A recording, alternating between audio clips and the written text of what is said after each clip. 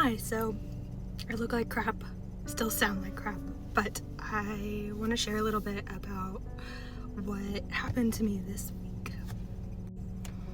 I thought this comment was really interesting, and I wanted to talk a little bit about my experience after going into anaphylaxis on Sunday evening. So my husband wasn't home. I was just eating a snack, stupid Fritos and the Frito brand bean dip, and the amount of times I've said bean dip in the last week is mortifyingly too many times. But that was when I was eating.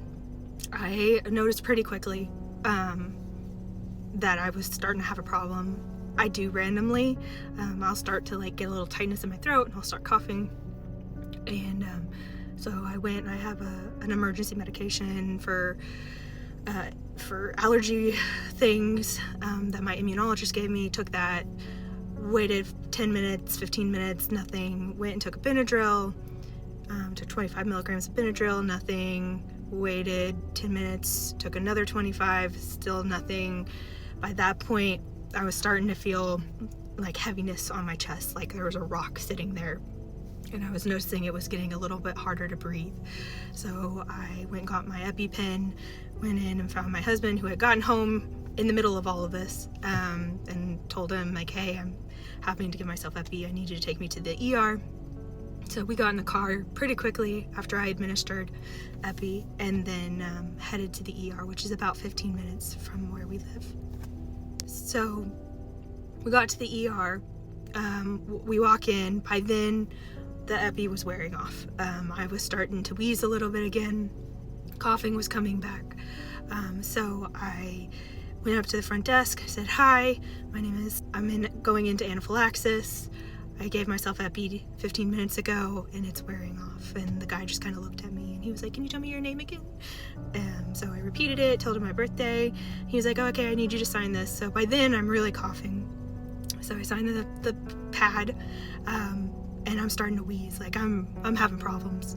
And he was like, "Well, I need you to sign this too." And by then I'm coughing so hard, my hands are shaking, I couldn't hold the pen.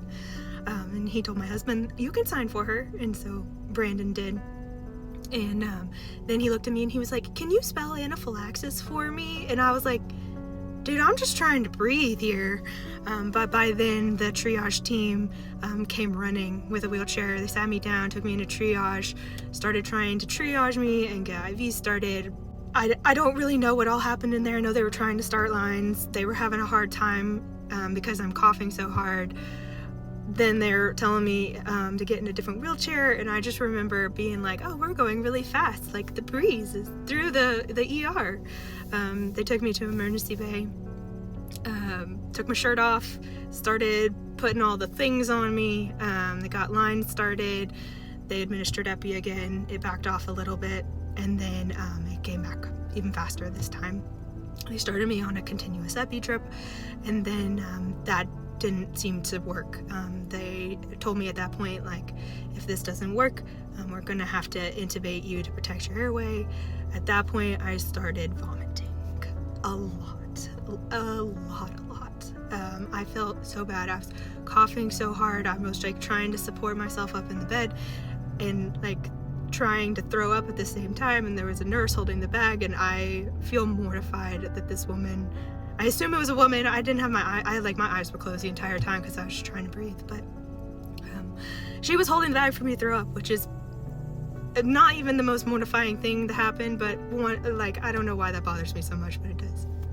They started an Epi breathing treatment, and that's when I started kind of aspirating a bit. I was still trying to vomit, but it also choking, and I was getting a little hypoxic and all the big words, and that's when they let me know that they were going to intubate to protect my airway.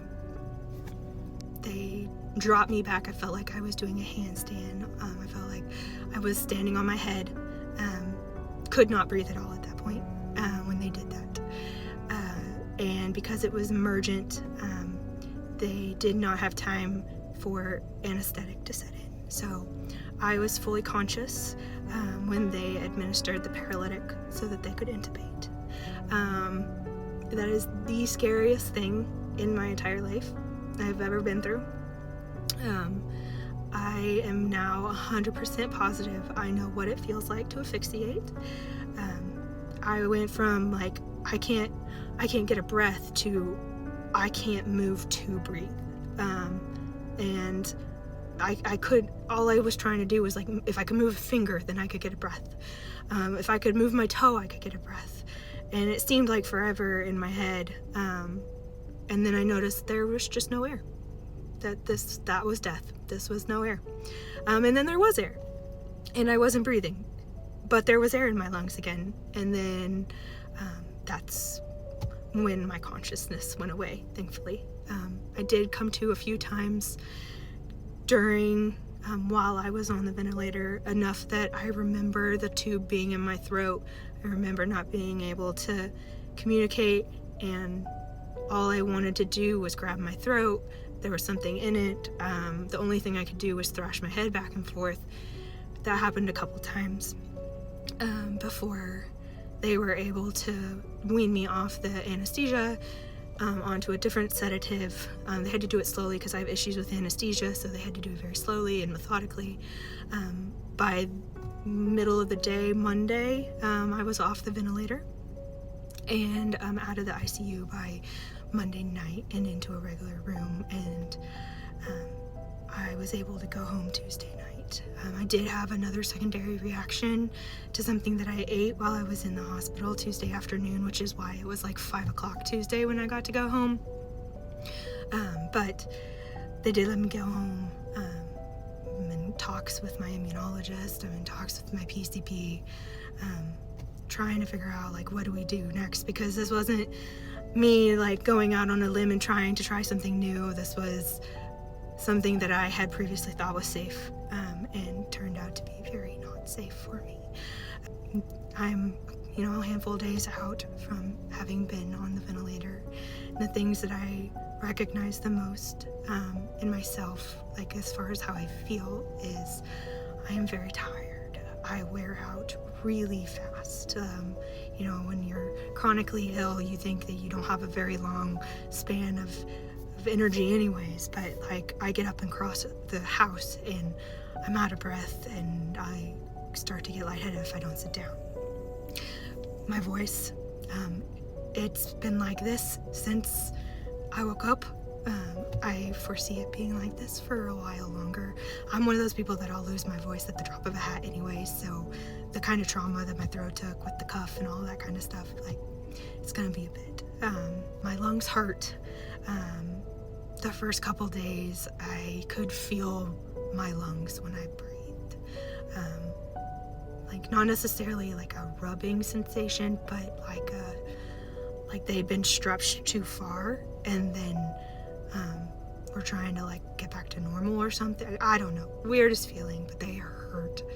I still have a cough.